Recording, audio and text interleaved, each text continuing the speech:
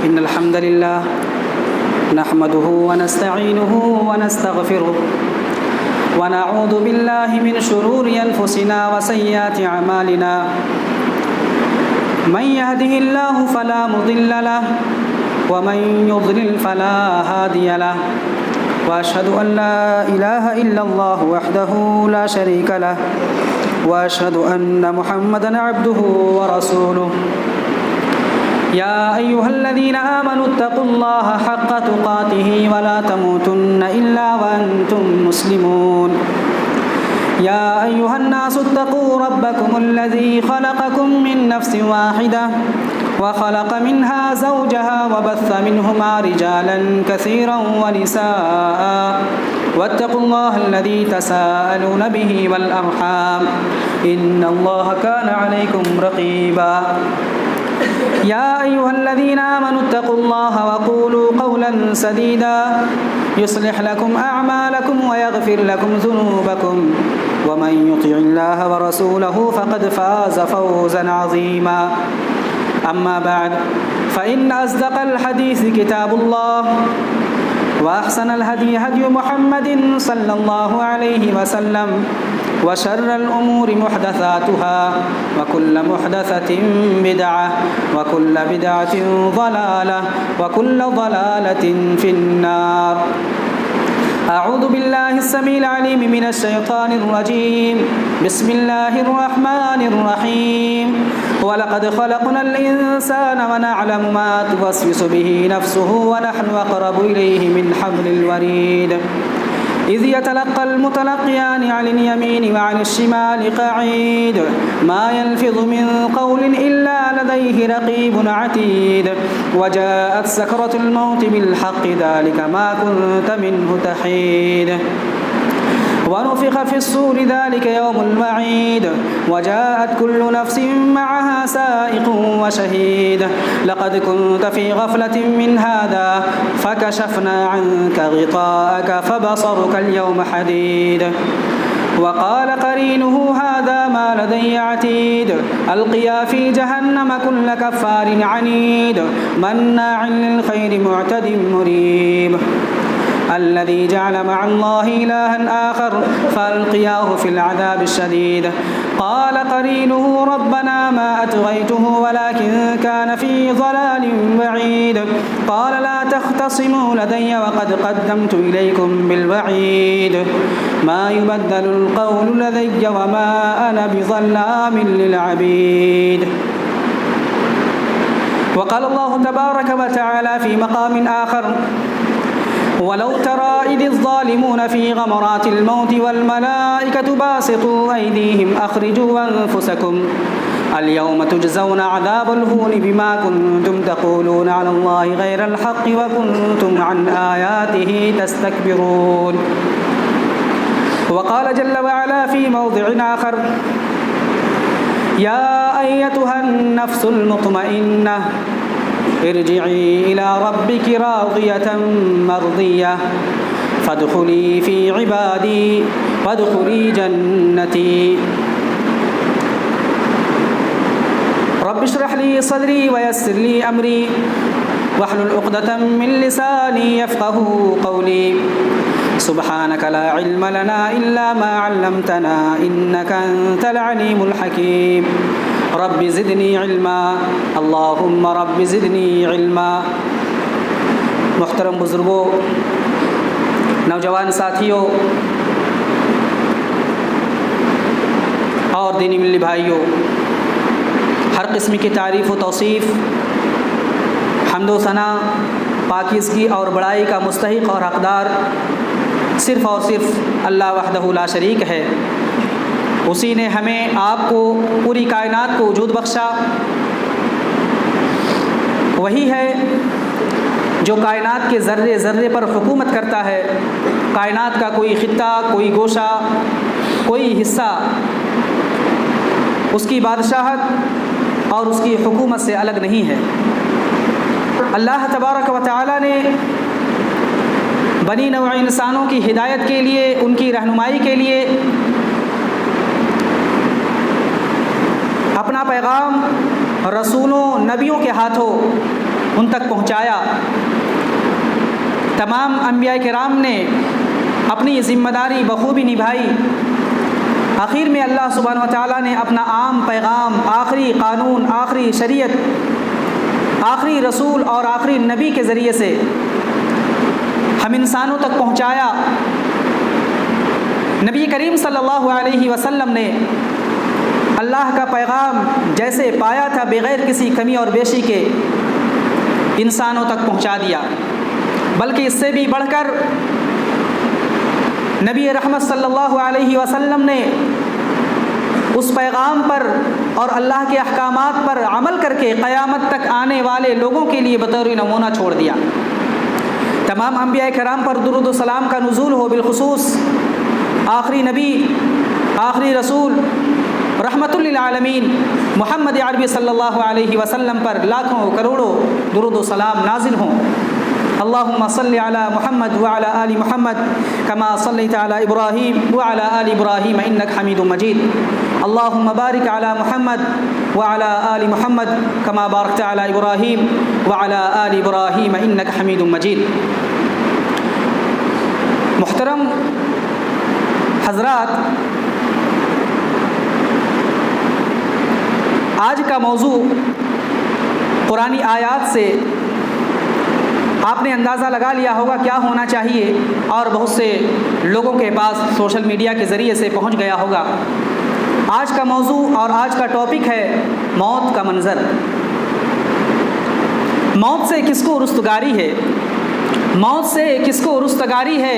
آج وہ تو کل ہماری باری ہے۔ موت وہ اٹل حقیقت ہے جس کا انکار کوئی نہیں کر سکتا۔ موت وہ سچائی ہے جس کو کوئی شخص جھٹلا نہیں سکتا۔ آج کا ٹاپک موت کا منظر، یہ کسی کو گھبرانے کے لیے نہیں، کسی کے دل میں خوف اور دہشت برپا کرنے کے لیے نہیں، بلکہ ایک جو سچائی ہے، جو ایک حق ہے، اس بات کو، اس سچائی کو سمجھنے کے لیے، اس سچائی کو گہرائی سے اور سامنے سے پرکھنے کے لیے، اندازہ لگانے کے لیے ٹاپک رکھا گیا ہے، انتخاب کیا گیا ہے اس کا۔ اللہ سبحانہ و تعالیٰ سے دعا کرتا ہوں رب العالمین مجھے قرآن و حدیث کے مطابق کہنے اور پھر غور کرنے، فکر کرنے، اور سب سے پہلے مجھے کہی ہوئی باتوں پر عمل کرنے، اور پھر تمام سامعین کو عمل کرنے کی توفیق عطا فرما، آمین۔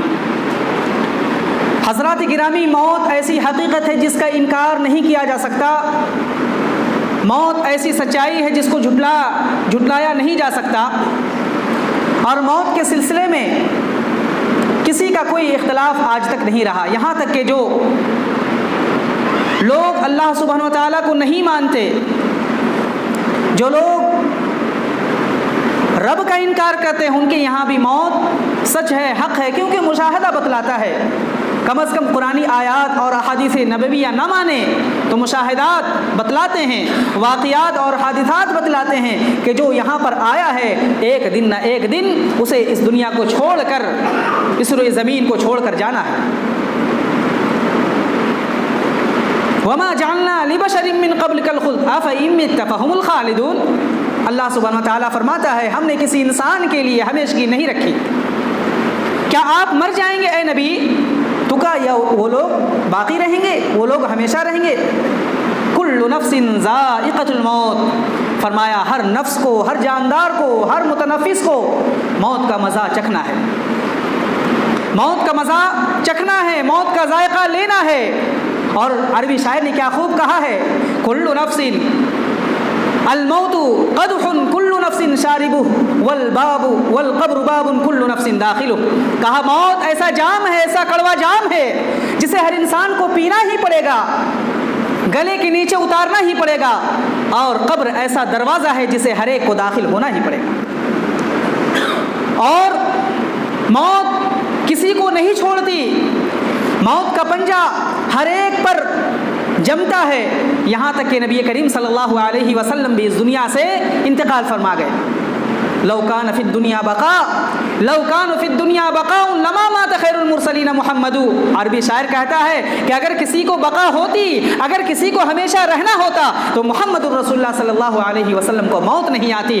نبی کریم صلی اللہ علیہ وسلم کو موت آئی، دوسرے انبیاء کرام یہاں سے گئے، اور جتنے بھی اس دنیا میں آئے سب کے سب موت کے پنجے میں چلے گئے، موت کی آغوش میں، موت کی گود میں چلے گئے. مطلب یہ ہوا کسی کو یہاں بقا نہیں ہے، کسی کو ہمیشگی نہیں. میرے بھائیوں، اللہ سبحانہ و تعالیٰ نے قرآن کی آیات بھری پڑھی ہیں.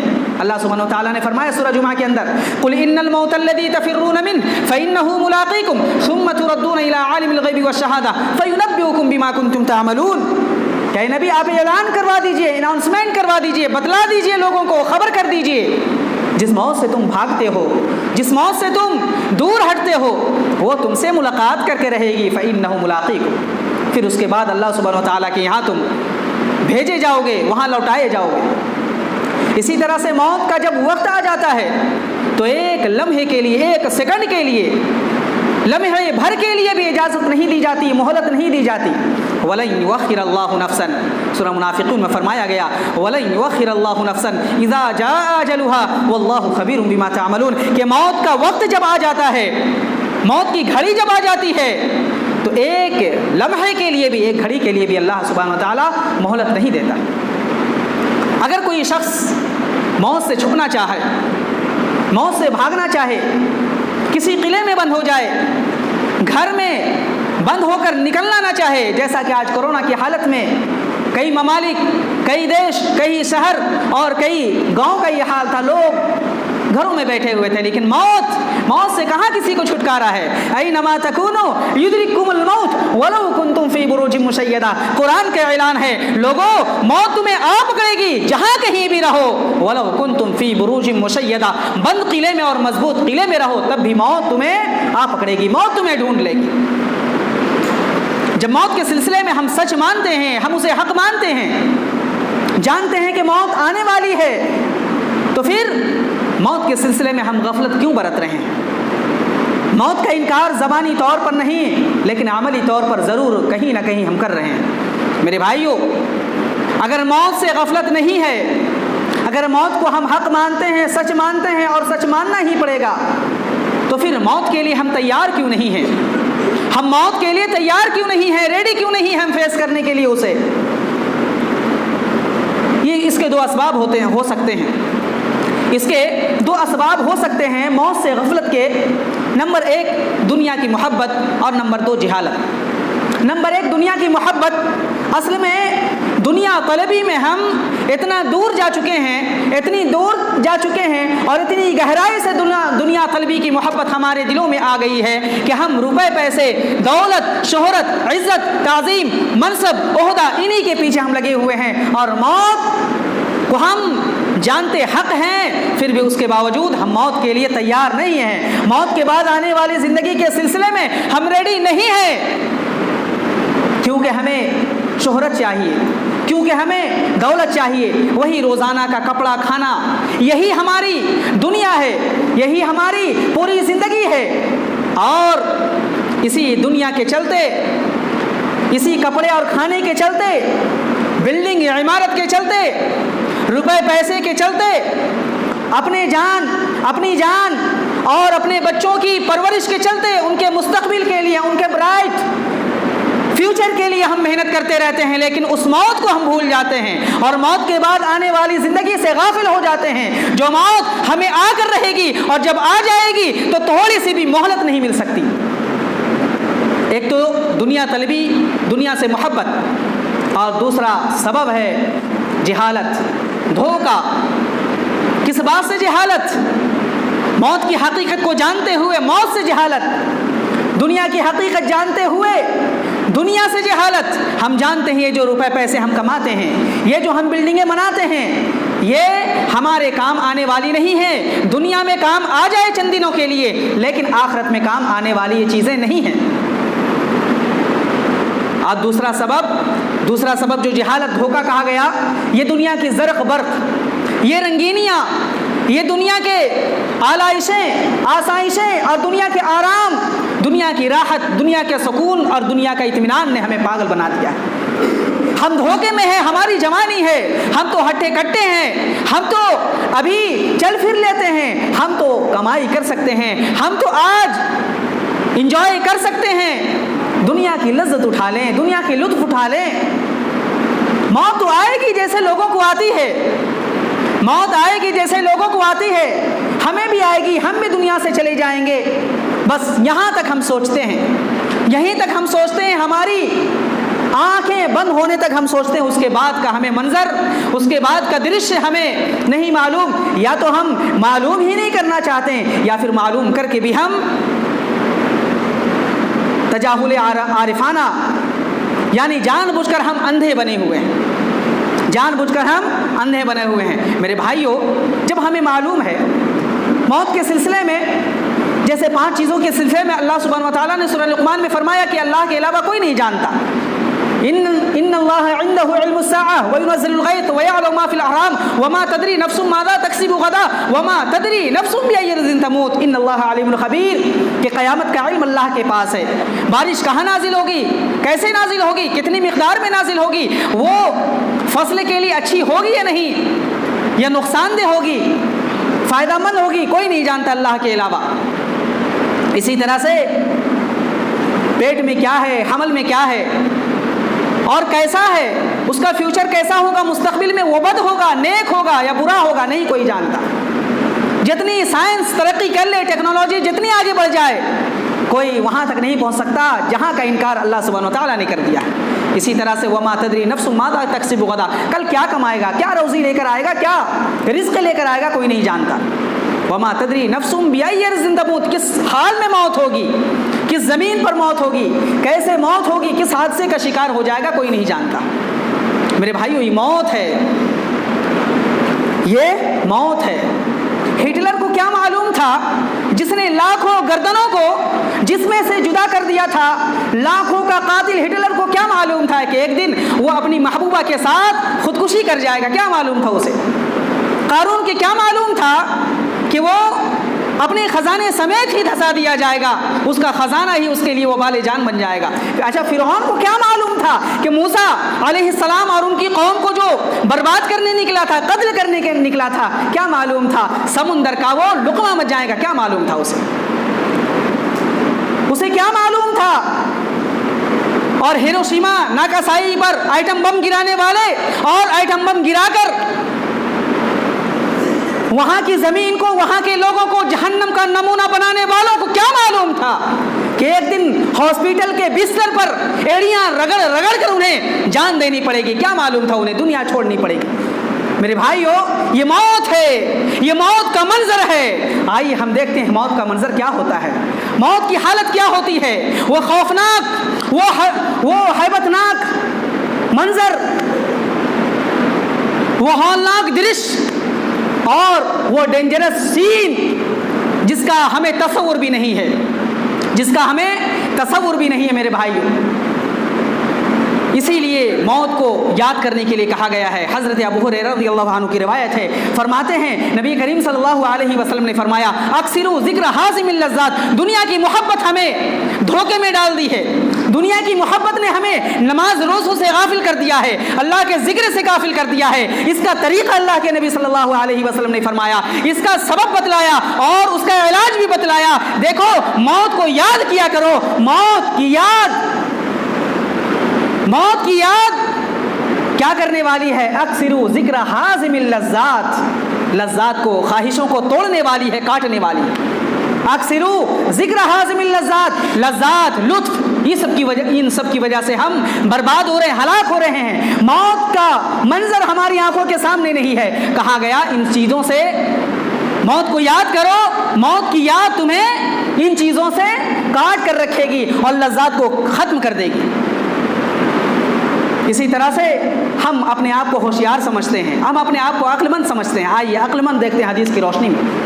حضرت عبداللہ ابن عمر رضی اللہ عنہ کہتے ہیں, ایک انصاری صحابی آئے اللہ کے رسول صلی اللہ علیہ وسلم کے پاس. ایک صحابی آئے اور کہا, اللہ کے نبی سب سے افضل مومن کون ہے؟ اللہ کے رسول صلی اللہ علیہ وسلم نے فرمایا, احسنہم اخلاقا, سب سے بہترین مومن وہ ہے جو اخلاق اچھی طرح پیش کرتا ہو. پھر کہا مومنوں میں سب سے عقل مند دانشمند کون ہے؟ اللہ کے نبی صلی اللہ علیہ وسلم نے فرمایا اکثرهم للموت ذکرا واحسنهم لما بعده استعدادا اولئک الاکیاس۔ آئیے دیکھتے ہیں ہوشیار کون ہے، آئیے دیکھیں عقل مند کون ہے۔ فرمایا کہ سب سے زیادہ موت کو یاد کرنے والا یہ ہوش مند ہے، یہی عقل مند ہے، اور موت کے بعد آنے والی زندگی کے بارے میں تیاری کرنے والا، اس کے لیے ہمیشہ ریڈی رہنے والا، اولئک الاکیاس، یہ لوگ عقل مند ہیں۔ آج ہم کسی کو دھوکہ دے کر عقل مند بنتے ہیں، کسی کی زمین اور جائیداد کو ہڑپ کر ہم ہوشیار بنتے ہیں، کسی کا سامان یا کسی کی جائیداد، کسی کا حق ہڑپ کر ہم سمجھتے ہیں کہ ہم دنیا میں ہم سے زیادہ عقل مند کون ہے؟ میرے بھائیو، ہم موت کو ہم نے بلا دیا ہے، اسی وجہ سے یہ سب فتنے، یہ سب چیزیں پیدا ہو رہی ہیں۔ اور موت کیا ہے؟ موت کا منظر کیا ہے؟ آئیے، حدیثیں تو بہت ہیں، بہت زیادہ حدیثیں ہیں، بہت زیادہ قرآنی آیات ہیں۔ موت کیا ہے؟ قرآن کہتا ہے، ایسے تو بہت ساری آیات ہیں۔ اللہ سبحانہ و تعالیٰ فرماتا ہے کلا اذا بلغت التراقیہ، ہرگز نہیں، لوگ موت کو بھول چکے ہیں، لیکن جب ہنسلی تک اس کی روح پہنچ جائے گی، کلا اذا بلغت التراقیہ، موت جب ہنسلی تک پہنچ جائے گی، روح ہنسلی تک پہنچ جائے گی۔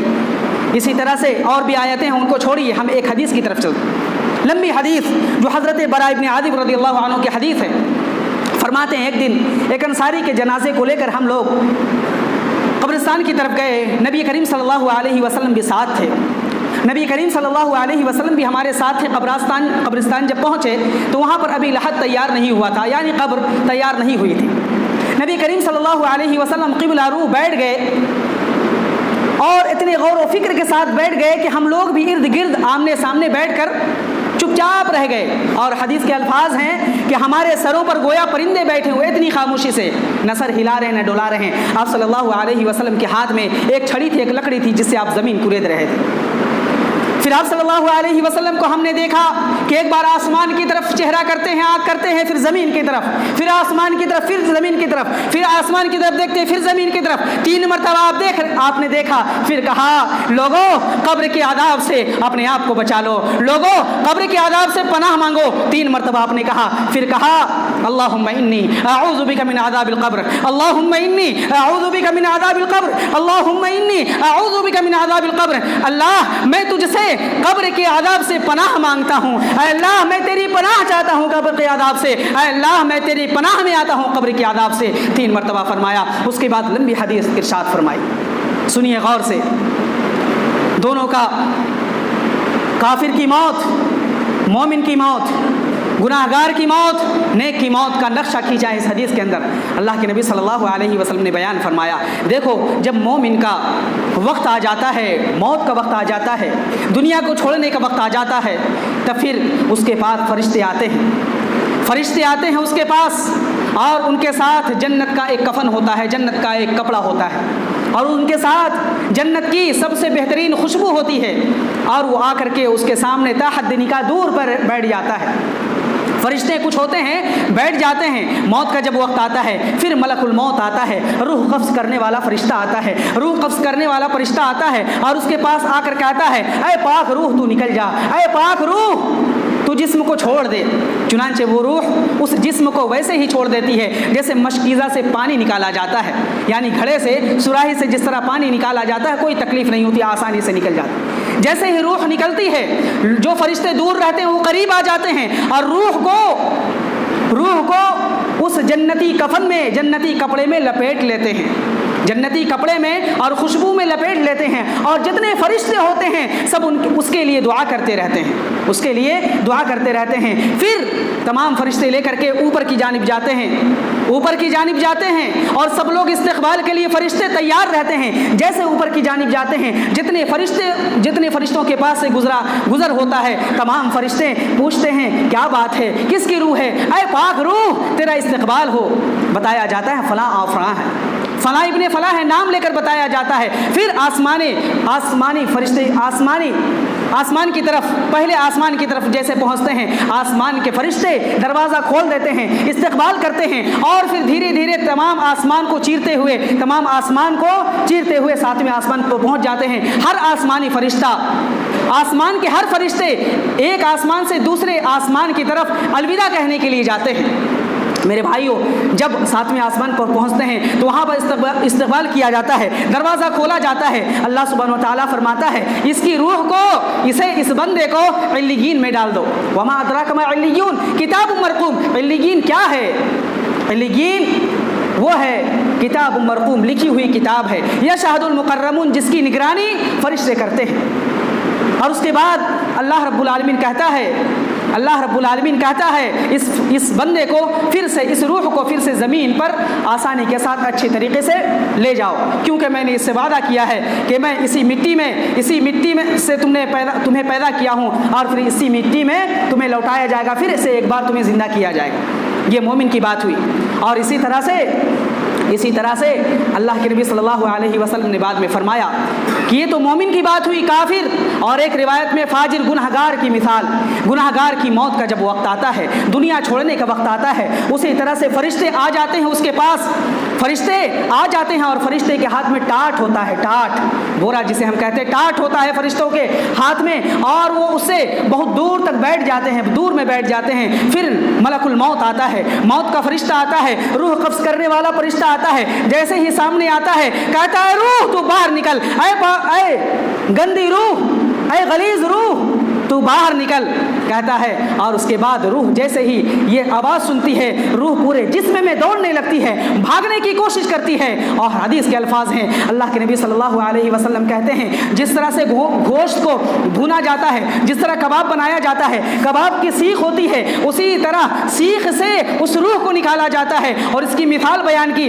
جس طرح سے گیلا اون اس سیخ میں لپٹا ہوا ہو اور اس سیخ کو جیسے کھینچا جاتا ہے، اسی طرح سے فرشتے اس روح کو کھینچتے ہیں۔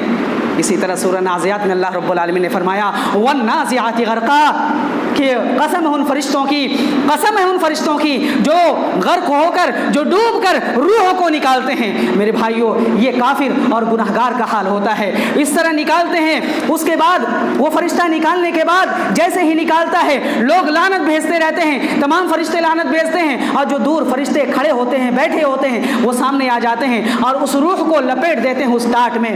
پھر اس کے بعد اس سے ایسی بو نکلتی ہے کہ دنیا میں ویسی بو نہیں پائی جاتی، سب سے گندی بو جو دنیا میں پائی جاتی ہے ویسی بو نکلتی ہے، ویسی غلاظت اسے پھوٹتی ہے۔ اس کے بعد تمام فرشتے لعنت بھیجتے ہیں اور اسے آسمان کی طرف لے جایا جاتا ہے، آسمان کے دروازے بند کر دیے جاتے ہیں۔ اللہ اکبر، ایسے گناہگاروں کے لیے آسمان کے دروازے بند کر دیے جاتے ہیں۔ فرشتے دعا کرتے ہیں اللہ اسے اوپر نہ لایا جائے، اللہ اس روح کو وہیں ختم کر دیا جائے۔ چنانچہ جب فرشتے لے کر کے جاتے ہیں اوپر، ہر فرشتہ پوچھتا ہے کیا بات ہے، کون ہے، اتنی بدبو کیسے آ رہی ہے؟ بتایا جاتا ہے فلاں گناہگار ہیں، فلاں باغی ہے، فلاں گناہگار ہیں، فلاں خطاکار ہیں۔ اس کے بعد پھر جیسے آسمان کی طرف جایا جاتا ہے، دروازہ نہیں کھولا جاتا، جس کو قرآن نے کہا لا تفتح لهم ابواب السماء ولا يدخلون الجنة حتى يلج الجمل في سم الخياط، کہ ان کے لیے دروازے نہیں کھولے جاتے آسمان کے، اور نہ ہی وہ جنت میں کبھی داخل ہوں گے یہاں تک کہ سوئی کے سوراخ میں اونٹ داخل ہو جائے۔ میرے بھائیو، جس طرح سے اونٹ کے سوراخ میں اونٹ داخل نہیں ہو سکتا، اسی طرح ایسے لوگ جنت میں داخل نہیں ہو سکتے۔ اس کے بعد اللہ رب العالمین فرماتا ہے اس روح کو زمین پر پھینک دو، اس روح کو زمین پر پھینک دو، اور اس لیے کہ میں نے وعدہ کیا ہے تمہیں اسی زمین سے پیدا کروں گا، اسی مٹی سے پیدا کروں گا، پھر اسی میں لوٹائے جاؤ گے اور پھر اسی سے اٹھایا جائے گا۔ میرے بھائیوں، یہ موت کا منظر، یہ موت کا ایک چھوٹا سا منظر ہے۔ موت جب آتی ہے، موت اور موت کے بعد والے جو مراحل ہیں یقیناً بہت ہی خطرناک ہے، انتہائی خوفناک ہے، انتہائی خشیتناک ہے۔ میرے بھائیوں، موت کی ہولناکی سے، موت کی خطرناکی سے اور اس خوف سے کوئی بھی محفوظ نہیں ہے۔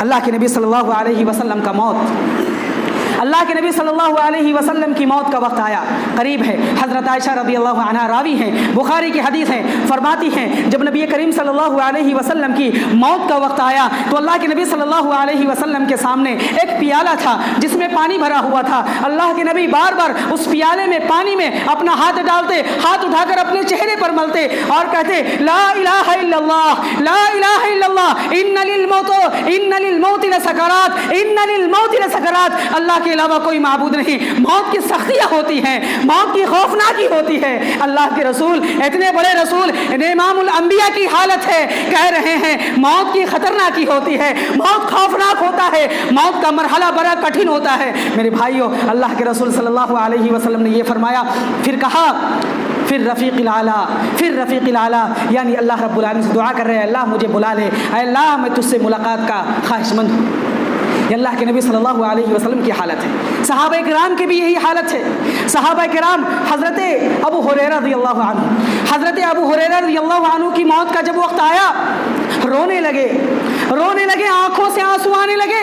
لوگوں نے پوچھا، ابو ہریرہ کیا بات ہے، کیوں روتے ہیں؟ فرمایا کہ میں اس لیے نہیں روتا کہ دنیا سے جا رہا ہوں، میں اس لیے روتا ہوں نہ جانے مجھ سے کیا غلطی ہو گئی ہو اور کس گناہ پر اللہ رب العالمین نے میری پکڑ کر لے، اور یہ جو بات کی مراحل ہے وہ کیسے گزریں۔ حضرت ابو درداء رضی اللہ عنہ، موت کا وقت قریب ہے، موت آ رہی ہے، بہت رو رہے ہیں زارو قطار، اللہ کے یہ حبیب رو رہے ہیں۔ ان کی بیوی نے پوچھا، کیوں رو رہے ہیں آپ تو صحابی رسول ہیں، آپ تو اللہ کے رسول صلی اللہ علیہ وسلم کے ساتھ رہنے والے ہیں۔ کہا موت کا وقت بہت ہی خوفناک ہوتا ہے، خطرناک ہوتا ہے، میں نہیں جانتا کہ میرے ساتھ آگے کیا ہونے والا ہے۔ میرے بھائیوں، یہ موت کا منظر ہے، موت کی حقیقت ہے۔ حضرت سفیان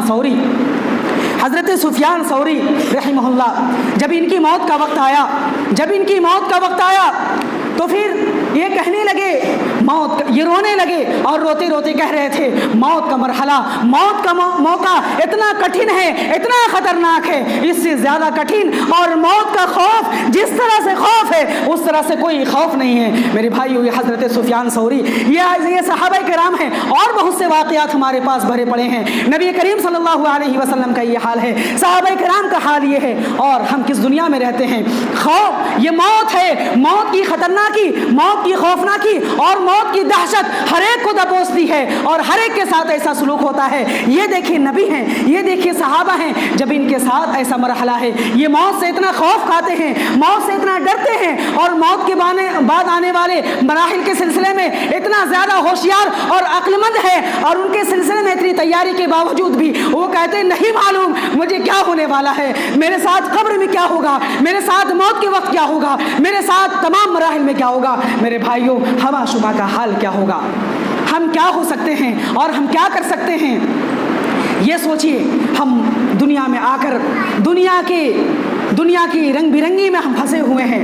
موت کو یاد کریں اور موت کے بعد آنے والے زندگی کے سلسلے میں ہم تیاری کریں۔ اگر ہم تیاری نہیں کرتے ہیں، یقین مانیے ہماری خواہشیں، ہماری تمنائیں اور ہماری آرزویں بہت ہیں، لیکن یہ آرزویں کبھی بھی مکمل نہیں ہو سکتی۔ ایک بڑی فہرست ہے، اور جان لیجئے، یقین مان لیجئے، یہ جو فہرست ہے، یہ جو خواہشات ہیں، کبھی مکمل ہونے والی نہیں ہے۔ ہماری خواہشات مکمل ہونے سے پہلے موت کا فرشتہ ہمارے سامنے ہوگا، اور ملک الموت ہمارے سامنے روح کھینچ رہا ہوگا۔ ہزاروں خواہشیں ایسی کہ ہر خواہش پہ دم نکلے، ہزاروں خواہشیں ایسی کہ ہر خواہش پہ دم نکلے، بہت نکلے میرے ارمان لیکن پھر بھی کم نکلے۔ میرے بھائیوں، اس لیے ہمیں چاہیے کہ موت کے بعد آنے والی زندگی کے سلسلے میں ہم ہوشیار رہیں اور ہم ریڈی رہیں، تیار رہیں، تاکہ ہمیں کسی طرح کا سامنا نہ کرنا پڑے، کسی طرح غلط طریقے کا ہمیں سامنا نہ کرنا پڑے، اور وہ جو مراحل کٹھن ہیں وہ ہمارے لیے آسان ہو جائیں۔ اللہ سبحانہ و تعالیٰ سے دعا ہے، رب العالمین ہم تمام لوگوں کو موت کی خوفناکی، اس کی دہشت ہمارے دلوں میں بیٹھانے کی توفیق عطا فرما، اور رب العالمین ہمیں موت کے بعد آنے والی زندگی کے سلسلے میں ہوشیار رہنے کی اور اس کے بعد آنے والی زندگی کے سلسلے میں تیاری کرنے کی توفیق عطا فرما۔ ہماری دنیا کی جو محبت ہے رب العالمین اسے کم کر دے، اور آخرت کی فکر کرنے کی توفیق دے انشاءاللہ العزیز۔ آئندہ کبھی اس کے بعد کے جو مراحل ہیں قبر وغیرہ کی انشاءاللہ بیان کیا جائے گا۔ اللہ رب العالمین سے دعا ہے، رب العالمین ہم تمام لوگوں کو جب تک دنیا میں زندہ رکھ، دین اسلام پر قائم و دائم رکھ، اور جب ہمارا خاتمہ ہو تو خاتمہ بالخیر نصیب عطا فرما۔ وآخر دعوانا ان الحمدللہ رب العالمین۔ بارک اللہ لی ولکم فی القرآن العظیم، ونفعنی وإیاکم بالآیات والذکر الحکیم، انہ تعالی جواد کریم ملک والرؤوف الرحیم۔